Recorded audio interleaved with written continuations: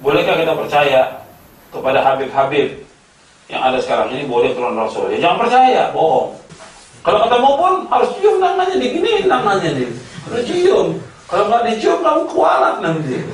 Nggak boleh lah misalnya gitu. Sebelum banyaknya orang memperdebatkan masalah nasab Habib, jauh sebelum itu Ustadz Yazid Abdul Qadir Jawas yang dikira Salafi Wahabi itu ya sudah membahasnya dan sudah meragukan nasab mereka 12 tahun yang lalu. Nah sekarang beberapa tokoh dan kiai sudah mulai sadar tentang keraguan nasab Habib ini. Dan yang meragukan nasab Habib sekarang sudah ada dari kalangan NU. Contohnya misalkan Kiai Haji Imaduddin Utsman Al-Bantani, di mana beliau saat ini aktif di organisasi Komisi Fatwa MUI Provinsi Banten periode 2022-2027, dan beliau juga merupakan penasehat Gerakan Muda Nahdlatul Ulama. Bahkan tokoh penyanyi terkenal Rhoma Irama juga meragukan nasab Habib dan beberapa tokoh-tokoh yang lain juga. Nah dulu ketika pertama kalinya Ustadz Yazid menyampaikan dakwah tentang keraguan nasab Habib ini, banyak sekali yang tidak suka, banyak sekali yang benci, terutama orang-orang yang mengagung-agungkan Habib, yakni mereka yang suka mengambil karomah dari Habib, dari makam-makam Habib. Bahkan ketika Ustadz Yazid menyampaikan ini pun, seringkali Ustadz Yazid disidang oleh mereka. Mereka mengatakan Ustadz Yazid Wahabi, suka menyesatkan, padahal beliau hanya menyampaikan kebenaran terhadap apa yang ada di dalam Al-Quran dan apa yang dibawa oleh Nabi, yaitu hadis Rasulullah SAW. Nah sekaranglah baru banyak orang yang sadar tentang keraguan terhadap nasab Habib, padahal 12 tahun lalu sudah disampaikan oleh Ustadz Yazid. Nah jika kalian belum menonton ceramah Ustadz Yazid tentang Habib yang saya bahas sebelumnya, ya silahkan kalian tonton setelah menonton video ini.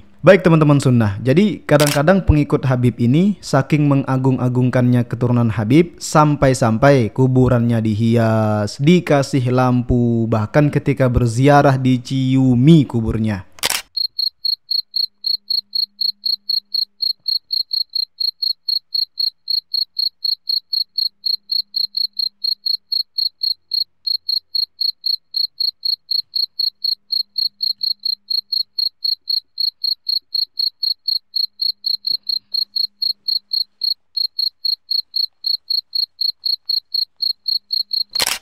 Dan tak jarang orang yang awam datang ke makam itu untuk meminta barokah, minta sehat, minta rezeki, dan minta yang lainnya. Ini tentu tidak pernah diajarkan oleh Nabi. Bahkan Rasulullah pada masa awal-awal Islam pernah melarang umatnya untuk berziarah ke kuburan. Itu pas awal-awal. Namun setelahnya Nabi membolehkan untuk datang ke kubur. Silahkan datang ke kubur, tapi dengan syarat datang ke kubur, ke sana mengucapkan salam. Kemudian yang kedua, mendoakan orang yang sudah mati yang ada di dalam kuburan itu. Kemudian yang ketiga adalah merenungi bahwa kita juga tidak selama-lamanya hidup di dunia, dan kita juga pasti akan dikuburkan suatu hari nanti ketika kita mati. Dan parahnya sekali kebiasaan masyarakat di sekitar kita itu yang suka mengagungkan kuburan wali. Itu bukan hanya dari mereka golongan-golongan yang mengagungkan Habib saja, melainkan dari kelompok lain pun juga ada. Ya Allah, semoga kita senantiasa diberikan hidayah agar kita bisa membedakan mana yang benar dan mana yang salah. Saya di sini hanya membahas sebatas realita yang ada saja dan sebatas ilmu yang saya ketahui. Wallahu a'lam. Jika ada kata-kata saya yang salah, itu semata-mata dari kesalahan saya pribadi, dan jika ada kata-kata saya yang benar, maka itu adalah semata-mata dari Allah Subhanahu wa taala. Terima kasih sudah menonton dan jangan lupa subscribe. Next, kita bahas apa lagi ya?